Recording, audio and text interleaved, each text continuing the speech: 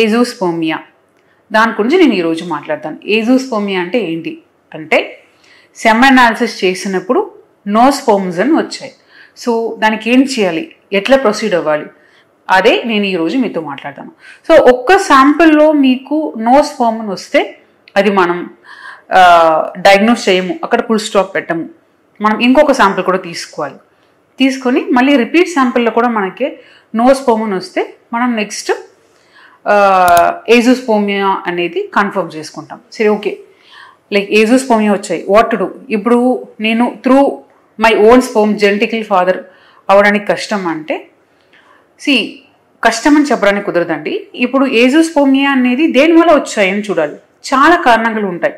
కొన్ని genetical reasons ఉండొచ్చు, కొన్ని టెస్టిస్లో ప్రాబ్లం ఉండొచ్చు, లైక్ ఇన్ఫెక్షన్ ఉండొచ్చు, వారికోసిల్ గ్రేడ్ 4 వారికోసిల్ ఉండొచ్చు, లేకపోతే ఎక్కడైనా బ్లాక్ ఉండొచ్చు. ఆ బ్లాక్ ఉంటే కూడా స్పర్మ్ అనేది టెస్టిస్లో ఫామ్ అయ్యే స్పర్మ్ అనేది బయట రావన్నమాట. అట్లా తెర ఫ్యూ రీజన్స్, చాలా రీజన్స్ ఉంటాయి. దేనివల్ల ఇది నిల్ స్పర్మ్ అనేది ఫస్ట్ డయాగ్నోస్ చేయాలి. దానికి బేసిక్గా మనము కొన్ని హార్మోన్ టెస్ట్ చేస్తామన్నమాట. ఆ hormone test and then male పార్ట్నర్ని ఎగ్జామినేషన్ చేయాలి. ఎగ్జామినేషన్ చేస్తే మనకు ఒక ఐడియా వస్తుంది. ఎగ్జామినేషన్తో పాటు ఈ బ్లడ్ టెస్ట్ చేస్తే మనకు ఒక ఐడియా వస్తుంది. దాన్ని బట్టి మనం ముందు ట్రీట్మెంట్కి వెళ్ళాలి.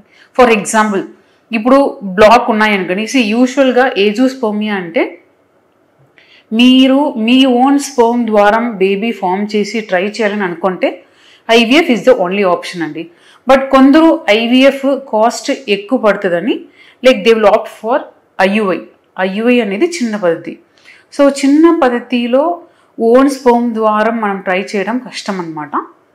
సో మనం ఏం చేయాలంటే వేరే వాళ్ళ స్పర్మ్ ద్వారా ఐయుఐ చేసి ప్రెగ్నెన్సీ రావడానికి ఛాన్సెస్ ఉన్నాయి. అది కాదు, మనం ఓన్ స్పర్మ్ ద్వారా ట్రై చేసుకోవాలని అనుకుంటే హార్మోన్ టెస్ట్ చేసి ప్రాబ్లం ఏంటి అని డయాగ్నోస్ చేసుకొని దాన్ని బట్టి మనం ముందు వెళ్ళొచ్చు. సో యూజువల్గా ఐవీఎఫ్ ప్రాసెస్కి స్టార్ట్ చేస్తాము. ఎగ్ పికప్ రోజు, అంటే వాళ్ళ వైఫ్ బాడీ నుంచి ఎగ్ పికప్ చేస్తాం. పికప్ రోజు మేల్ పార్ట్నర్ కూడా వీర్యం నుంచి కణాలని తీస్తాం. కణాలు తీసి అగైన్ లైక్ నేను చెప్పినలాగా చాలా రీజన్స్ ఉంటాయి కదా. సో ఇప్పుడు బ్లాక్ అట్లా ఏదైనా ప్రాబ్లం ఉన్నాయనుకోండి, మనకి ఆ వీర్యం నుంచి తీసినప్పుడు ఆల్మోస్ట్ 80 to 90% ఛాన్సెస్ ఉన్నాయి స్పర్మ్ దొరకడానికి. But in case testicular failure, genetical problem అట్లా ఏదైనా ప్రాబ్లం ఉంటే the chance of retrieving sperm అనేది తక్కువ అయిపోతుంది. Maybe I can say 10%, 20%. In case FSH అనేది చాలా ఎక్కువ ఉంటే ఆల్మోస్ట్ ద ఛాన్సెస్ కూడా ఇంకా కొంచెం తగ్గిపోతుంది అనమాట. సో అట్లా మనం వీర్యం నుంచి బేస్డ్ ఆన్ ద కండిషన్ మనం స్పర్మ్ని తీసి మనం తీసిన ఎగ్తో పాటు కలిపి బేబీ ఫామ్ చేయవచ్చు. అట్లా టీసా ద్వారా స్పర్మ్ తీసుకొని బేబీ ఫామ్ చేసి ఏజోస్పర్మియా వాళ్ళు కూడా జెనెటికలీ ఓన్ ఫాదర్గా చాలామందికి అట్లాంటి పేషెంట్ వచ్చిన వాళ్ళకి మేము జెనెటికలీ ఓన్ ఫాదర్ లాగా బేబీ ఇచ్చాము.